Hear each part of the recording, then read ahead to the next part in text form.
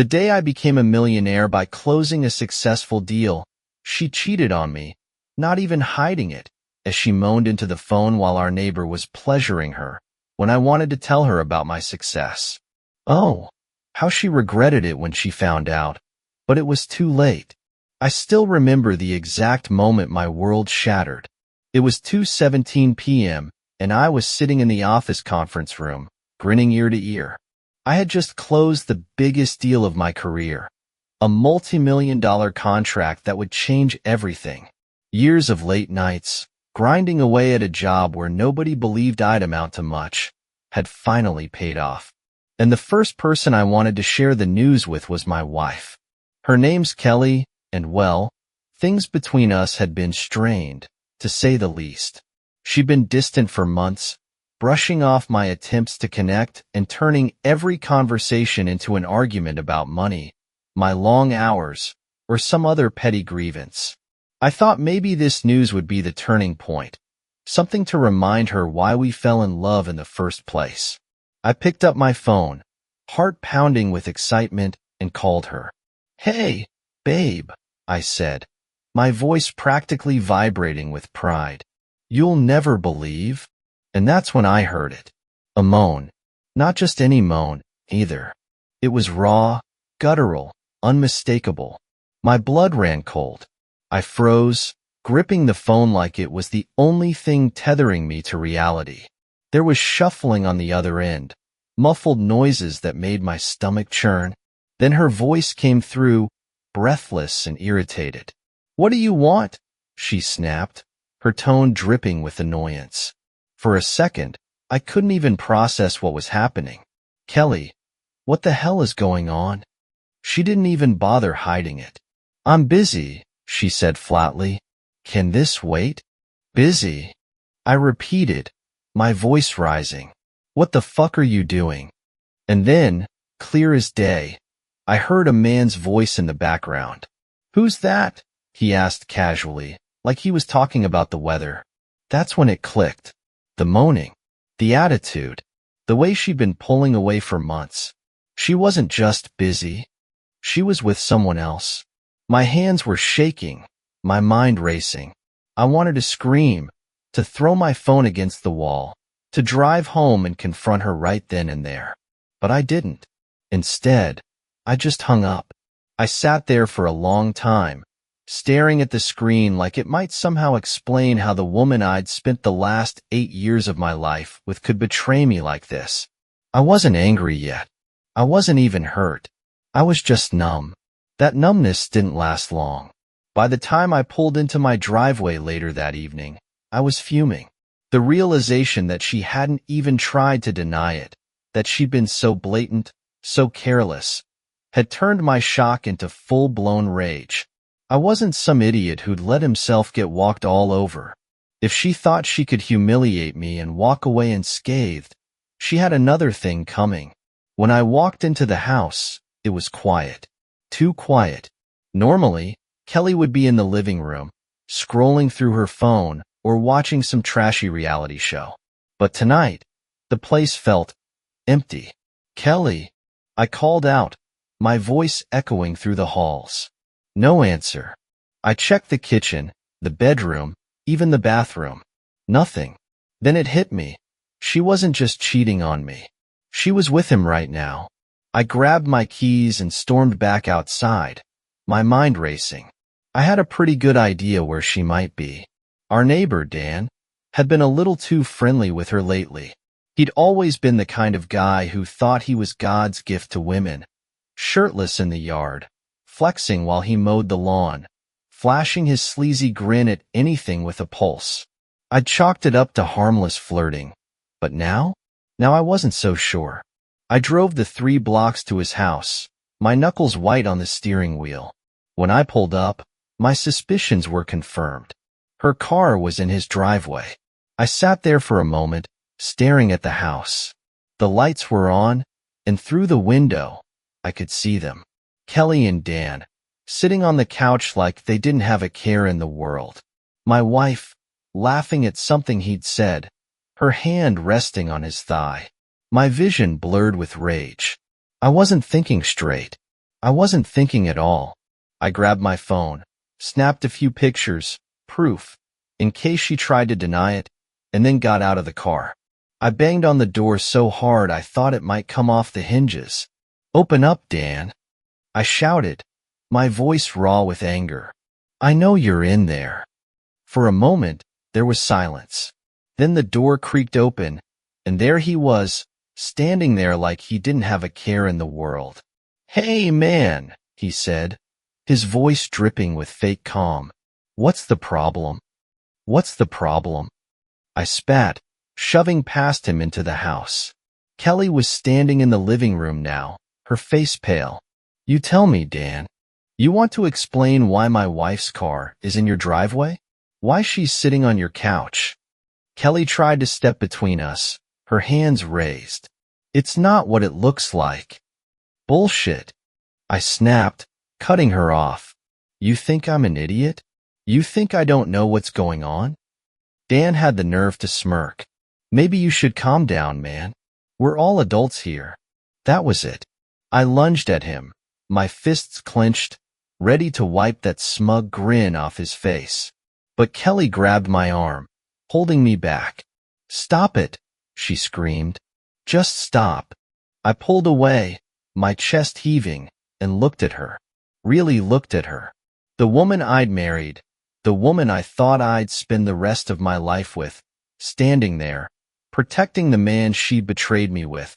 Something inside me broke. I stood there in Dan's doorway, breathing hard, fists clenched, staring at the woman I thought I knew. Kelly looked at me like I was the problem, like I'd somehow overreacted to the whole situation. Dan just stood back, his smug face daring me to throw another punch. "Get your ass home, Kelly," I growled, my voice low and barely controlled. "Now." She crossed her arms, her expression defiant. "No," she said. "I'm staying here." That hit me harder than anything else that day. She wasn't even pretending to care anymore. My mind reeled as I tried to process what she just said. She wasn't coming home. She wasn't sorry. She didn't even care enough to lie to me. "You're staying here?" I repeated, my voice rising. "With him?" Her face twisted in annoyance, like I was the one being unreasonable. "Why do you care? You're never home anyway," she shot back. "Maybe if you spent half as much time with me as you do at work, this wouldn't have happened." I couldn't believe what I was hearing. She was blaming me. After everything I'd done to give her a good life. Long hours, stress, missed weekends. It was all so we could have a future. And now she was throwing it back in my face, like my hard work was some kind of crime. "Don't you dare try to turn this around on me," I said, my voice shaking. "I bust my ass every day to give you everything, and this is how you repay me? By screwing the neighbor?" Her eyes narrowed.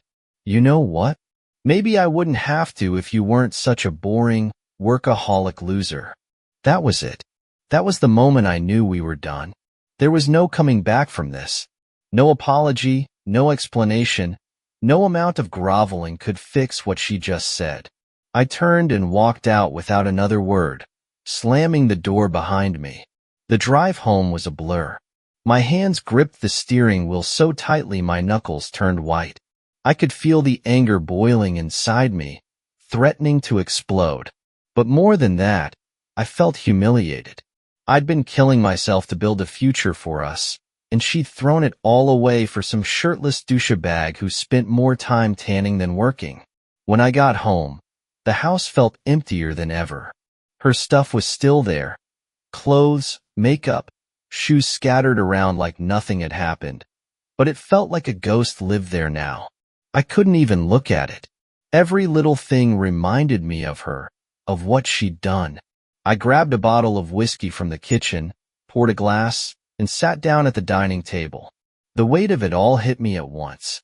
The betrayal, the humiliation, the years I'd wasted on someone who didn't give a damn about me.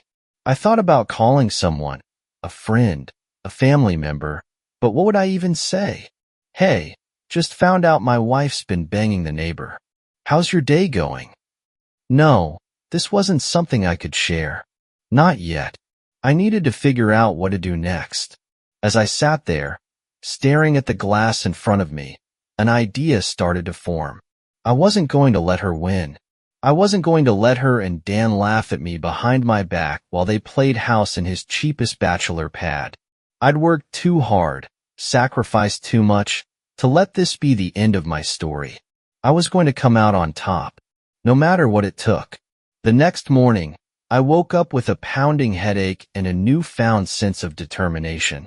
I wasn't the kind of guy to wallow in self-pity, and I sure as hell wasn't going to let Kelly and Dan drag me down. If they wanted to play dirty, fine. Two could play that game. The first thing I did was call my lawyer. I wasn't just going to roll over and hand her half of everything I'd worked for. I explained the situation, laid out everything I'd seen and heard, and made it clear that I wanted to make this as painful for her as legally possible. He assured me we had a solid case, especially with the photos I'd taken as evidence. Next, I went into the office and told my boss about the deal I'd closed. It wasn't just any deal. It was the deal. The kind of deal that comes along once in a lifetime. I didn't tell Kelly about it because, frankly, I didn't think she believed me. She'd spent years belittling my work, acting like I was wasting my time. So I'd stopped sharing the details of my job with her. But this deal made me a millionaire overnight. I kept it quiet at first. I didn't want her catching wind of it before the divorce was finalized. But I did make a few subtle changes, like upgrading my car to a brand new supercar. It wasn't just about the car itself. It was about making a statement. A reminder to myself that I'd earned this, that I wasn't the loser she tried to make me out to be. It didn't take long for the news to reach Kelly. I hadn't planned on parading my success around town, but let's be honest. When you pull up to your suburban neighborhood in a brand new supercar, people notice. The kind of people who gossip, and word gets around fast. It was about 2 weeks after I left her standing in Dan's living room when she finally called me. I almost didn't pick up. Seeing her name on the screen made my stomach churn. But curiosity got the better of me, so I answered. "What do you want, Kelly?" I said, my tone flat. There was a pause on the other end, then a soft, hesitant voice. "Can we talk? Please." I laughed, a bitter, hollow sound. "You want to talk now? You didn't seem too interested in talking when I caught you with Dan." "I made a mistake," she said quickly, her words tumbling over each other. "I wasn't thinking straight. I didn't mean for any of this to happen." "Oh, you didn't mean for it to happen?" I shot back. "You accidentally ended up in his bed? Spare me, Kelly." She started crying then, but it didn't move me. Not like it used to. There was a time when her tears would have torn me apart, made me do anything to make her feel better. But now they just felt like part of the act. "Just meet me," she begged. "One time. I need to explain." Against my better judgment, I agreed. Not because I wanted to hear her excuses, but because I wanted to see for myself how far she'd fallen. I wanted her to look me in the eye and tell me why I wasn't enough for her, why she'd thrown away everything we'd built together. We met at a coffee shop in town. She looked different, smaller, somehow, like the weight of what she'd done was finally catching up to her. She smiled when she saw me, but I didn't smile back. "You wanted to talk," I said, crossing my arms. "So talk." She started rambling, apologizing, saying all the things I'd wanted to hear 2 weeks ago but didn't mean shit now. She blamed the distance between us, the long hours I worked, her own insecurities. She said Dan was a mistake, that he meant nothing to her, that she'd been lonely and made a stupid decision. I let her talk. I didn't interrupt. I didn't argue. I just let her dig her hole deeper and deeper until she finally ran out of words. "Are you done?" I asked, my voice cold. She nodded, tears streaming down her face. "Please, I just want another chance. We can fix this. I'll do anything." "Anything?" I said, raising an eyebrow. "Funny. That's exactly what you were doing with Dan. Her face crumpled, and I knew I'd hit a nerve. But I didn't care. She didn't care about me when she was sneaking around with our neighbor. She didn't care about me when she chose him over me. So why should I care about her now? I don't think you understand, I continued. We're done, Kelly. You made your choice, and now you have to live with it. Please, she whispered, reaching across the table to grab my hand. I pulled it away like her touch burned me. No, I said firmly. You had your chance, and you blew it. Enjoy your life with Dan. I'm sure he'll make a great replacement. I stood up and walked out, leaving her sitting there, crying into her coffee. A week later, I found out she'd moved in with Dan. Apparently, things hadn't been going so well for them. The shiny newness of their affair had worn off, and the reality of what they'd done was starting to set in. Dan wasn't exactly husband material. He was lazy, self-centered, and broke. Not exactly the life upgrade she'd been hoping for. Meanwhile, I was thriving. My business deal had opened up doors I'd only dreamed of, and I was making more money than I knew what to do with. I sold the house we'd shared and bought a sleek new place across town. A real bachelor pad, with all the bells and whistles. Every day, I woke up and felt a little lighter, a little freer, knowing I didn't have to carry the weight of Kelly's betrayal anymore. And then, one day, it happened. I was pulling out of my driveway in my supercar when I saw her standing at the end of the street. She looked disheveled, her clothes wrinkled and her hair a mess. She waved at me, trying to get my attention, but I just rolled down the window a crack. What do you want? I asked, not bothering to hide my annoyance. Please, she said, her voice trembling. Can we just talk? I miss you. I made a mistake. I laughed, shaking my head. You're living with Dan, aren't you? Go talk to him. Her face fell. It's not like that. I can't stay with him anymore. He's not who I thought he was. And whose fault is that? I shot back. You chose him over me. Now you're stuck with the consequences. She started crying again, begging me to take her back, saying she'd do anything to fix things. But I was done. Completely, irrevocably done. You made your bed, Kelly, I said, revving the engine. Now lie in it. And with that, I drove off, leaving her standing there, crying in the street. Last I heard, she and Dan broke up a few weeks later. She ended up moving into a tiny apartment on the other side of town, working a dead-end job to make ends meet.